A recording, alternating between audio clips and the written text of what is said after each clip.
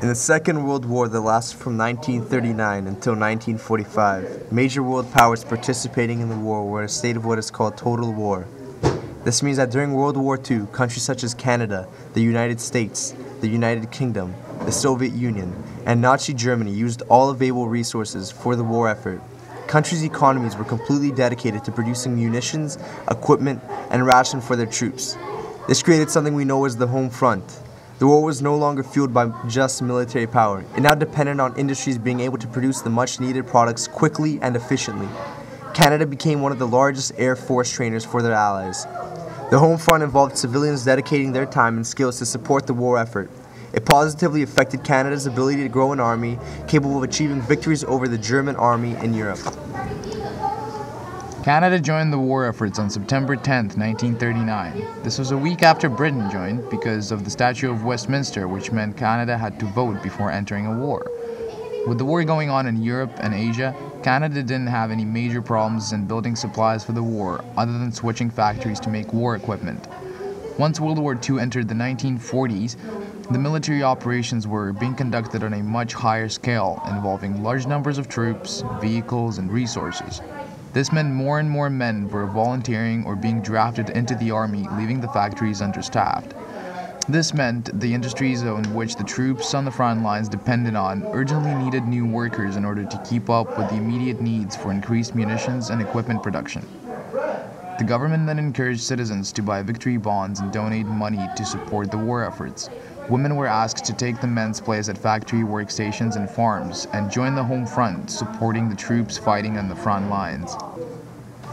Women replaced men in all branches of military industries. They worked in munition factories, aviation factories, tank assembly lines. They made equipment and uniforms for the fighters. Women took the initiative to recycle and salvage in order to come up with needed supplies.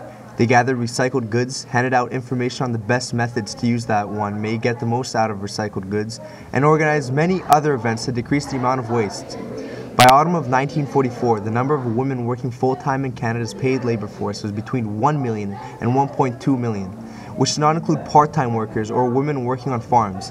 The number was twice that of the 1939 statistics. Propaganda was an effective tool in convincing women to fight on the home front. Propaganda was spread through films, radio broadcasts, and of course propaganda posters.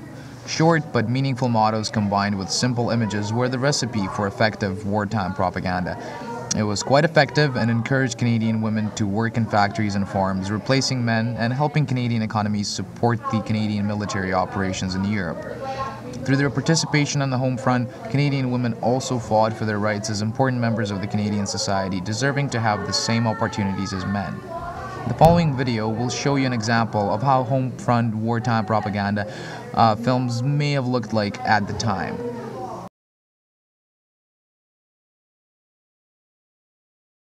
Hey there, ladies. How is it going? Imagine the fridge that was once so full of food. Well, all the food is gone. I got some green onions and some Kirkland pesto sauce, and it's just disgusting. The child you once loved, well now, he's a demon. A disgusting, vile, foul-mouthed Nazi demon. The books you once loved to read, they are now gone, and you have to read Hitler's Mein Kampf in a deserted Nazi wasteland. So drop that wooden spoon, woman, and pick up a hammer. Drop that whisk and pick up a wrench. And build Canada